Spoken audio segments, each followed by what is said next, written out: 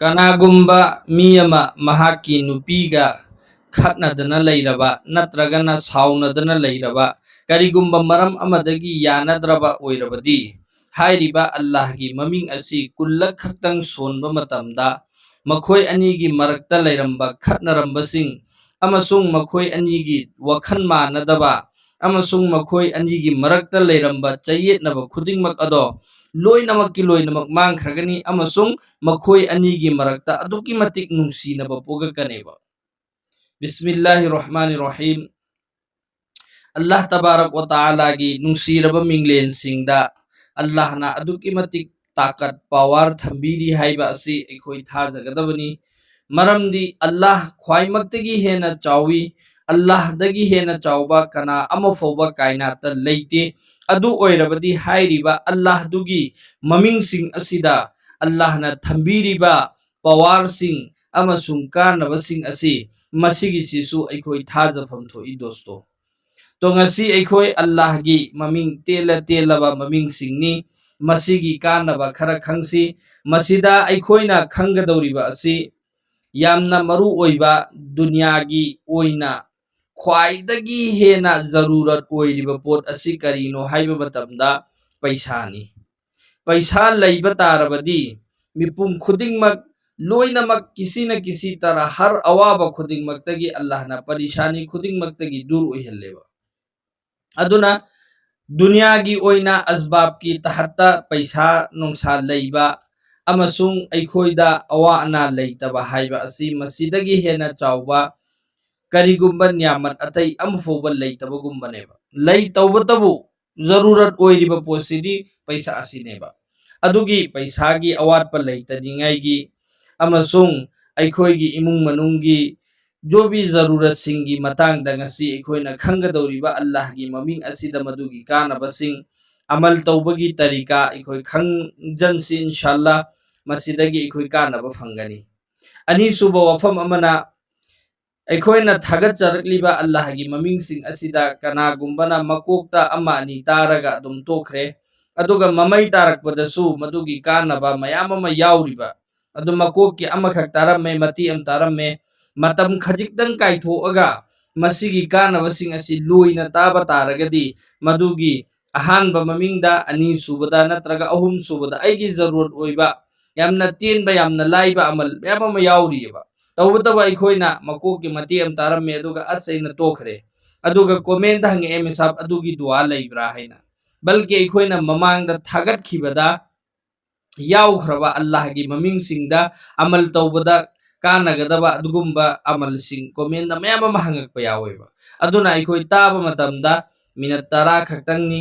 काइथोअगा अखोइ मसि तासेबा अखोइ अतै दुनिया की थबुक खुदिंगमक्ता रील येंगबदा मोबाइल येंगद्रा लैबदा मतम मयाम अमा काइथोखिबददि अखोइदा कैसु पामुदेबा सुगुंबा दीनगी अमसुंग अखोइगी जिस्मानी अंद्रोनी अमसुंग बहारगी ओइबा कानबसिंगदा अमल तौबदा कानबा फंगदबा सुगुंबसिंगसिदना अखोइ इग्नोर तौथोअगा लोइना तादबना मरम ओइरगा अखोइगी मरक्ता याउख्रिबा अमलसिंग अदुगिदो अखोइना मिस तौबना मरम ओइरगा अदुगी जरूरत अखोइना ओइरकपा मतमदा कमेंट मेसाबसिगी दुआ अमता हाइबिरओना हंगनरेबा अदुना अखोइ लोइना तासेबा। तो अहानबा अखोइना खंगदौरिबा अल्लाह की ममिंग असिदी अल गनियु हाइरिबा असिनी अल गनियु हाइबदी बरा न्याज वो बेपरवा हाइबदी करिगुंबा पोट अमा फौगी जरूरत ओइदबा अदुगी दुनेबा। तो मसिगी सोनबगी कानबदी कनागुंबा मीना नुंगती खुदिंगी हुमद्रारक या गनियु हाइना नुंगती खुदिंगी हुमद्रारक सोलबा अदु ओइरबदी अल्लाह ताला ना उसके माल में बरकत अता फरमाएंगे महा की मालदा महा की लैरिबा पैसा नोंसादो अदुदा अल्लाह ना बरकत पी नबीगनेबा और इंशाअल्लाह वो किसी का मोहताज ना रहेगा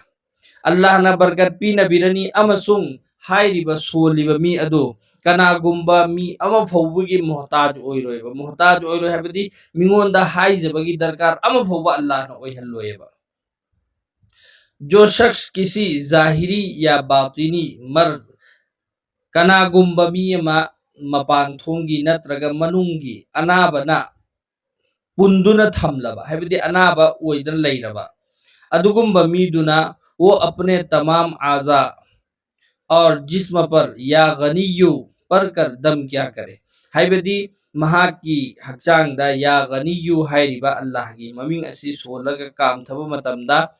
महाकी मपानथोंगी अनाबबु ओइरबसु मनुंगी थमोइगी अनाबबु ओइरबसु जो मंगोंदा लेरिबा अनाबसिंग अदु अल्लाह ना कोक्थोकपिगनेबा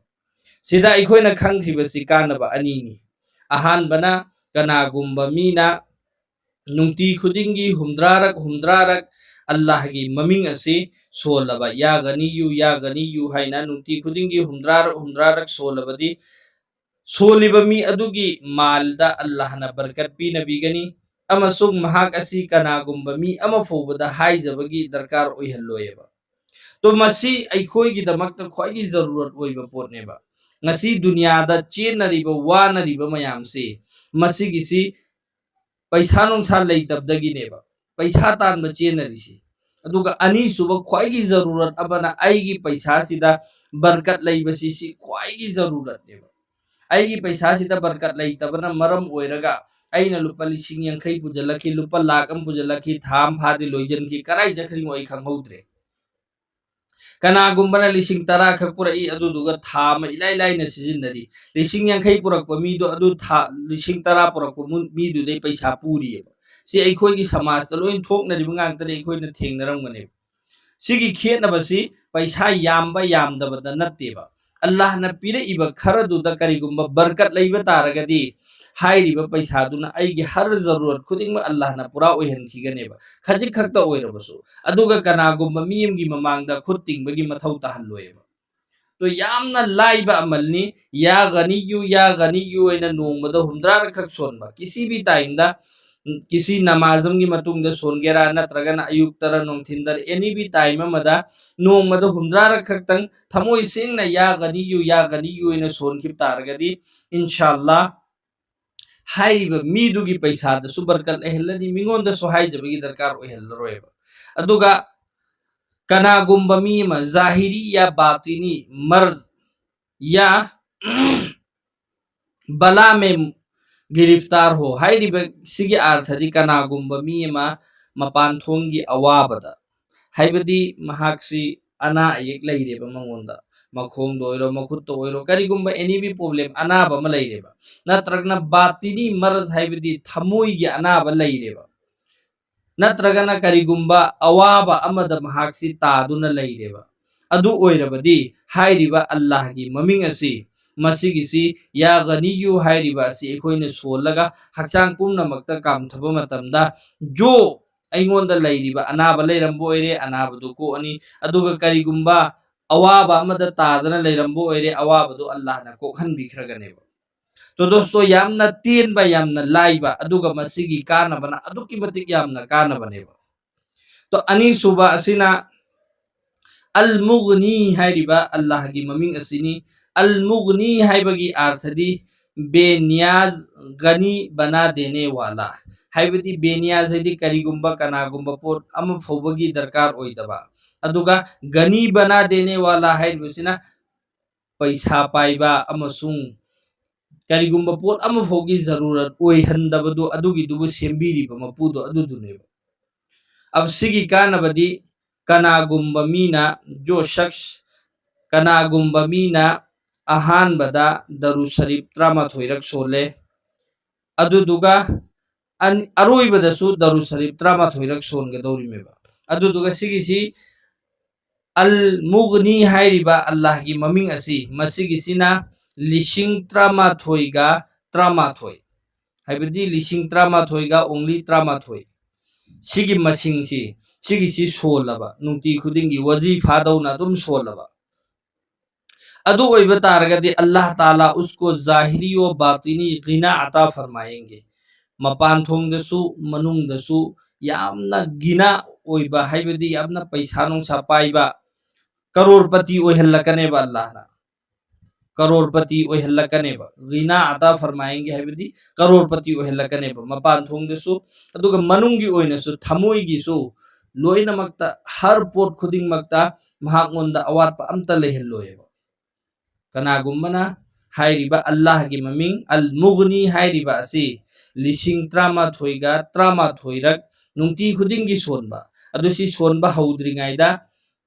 दरुद शरीफ त्रामाथोई सोनबा सोनबा लोइरगसु दरुद शरीफ त्रामाथोइरक सोनबा। अब मसीसी सोनबसी सुबह की नमाज के बाद पढ़े या ईशा की नमाज के बाद पढ़े, उसके साथ सूर्य मुजम्मिल भी तिलावत करे। जो सोनबगी मतमदी अयुब की फजर मतुंग सोनगेरा नत्रगन ईशा की नमाज मतुंग सोनगेरा हाइरिबा अनीसिगी मनुंगदा अमद सोनबा अदुगा सी सोनबा लोइरगा हाइरिबा वजीफा से अमल तौबु लोइरगा सूर्य मुजम्मिल हाइबदी पारा कुन मापनदा यावबा या अयुहल मुजम्मिल कुमिल लैलाइन तौरबा अदुगी मुजम्मिल दो अदुदुगा सोनबा बस अदु ओइतारगदी महाक से अल्लाह ना करोड़पति ओइहल्लगनेबा। अब मथंगी अल्लाह की ममिंग असिदी अल मानिउ हाइबदी रोक देने वाला करिगुम पोट अमा फंगदब लेसु थिंगजनबदो हाइबदी हर थिंगजलिबा पोट खुदिंगमक्तु मानिउ हाइबदी मना करना थिंगजनबदो अदुगिदुनेबा। अब सिगी कानबदी कनागुम्ब मी अमा महाकी नुपीगा एटनरे नत्रगना ना चाकदी हाइबदी एटनबगी सकल अमनी सिसु साउनरे अदु ओइबा तारगदी बिस्तर पर लेटे वक्त फमुंगदा हिप्पा मतमदा कुल्लक अल्लाह की ममिंग अल मानिउ हाइरिबा असि फमुंगदा हिप्पा मतमदा कुल्लक सोलबा अदु ओइरदी इंशाअल्लाह मखोय अनी की मरक्ता लैरमिबा एटनबा खतनबा साउनबा जो भी लैरमिबा मखोय अनी की थमोय मानदब खुदिंगमक अदु लोइनमक अदु अल्लाह ना दूर तौबीखरगनेबा। अल मानिउ हाइरिबा असि फमुंगदा हिप्पगा सिर्फ कुल्लक सोनबा मतमदा महाकी नुपीगा चयेतनबा लैरम्बा खतनरम्बा जो भी लैरम्बा कनागुम्बा मी माय नुपीगा तपताना खतनरे फमुंगदा चंगे हिप्पे मतमदा बस कुल्लक खक्तंग अल मानिउ ओइना सोनबा मतमदा मखोयनी की खतनरम्बदु लोय मांगखरनेबा नत्रगना साउनरे करिगुम्बा पोटअमदा एटनरे नत्रगना नुंगाइनददना कौनददना लैरेबा अदु ओइरसु हाइरिबा अमल सि तौबा मतमदा मखोय अनी की एटनरम्बा लैरम्बा खुदिंगमक अदु लोइना दूर तौखरनी अदुगा बाहमी अंस मोहब्बत पैदा हो जाएगी हाइबदी मखोय अनी की मरक्ता अदुकी मतिक नुंसीनहल्ला अनेबा अल्लाह ना। जो शख्स बकसरत इस इस्म का विर्द रखेगा अनी सुबकाना बना कनागुम्बा मी ना हाइरिबा अल्लाह की ममिंग असी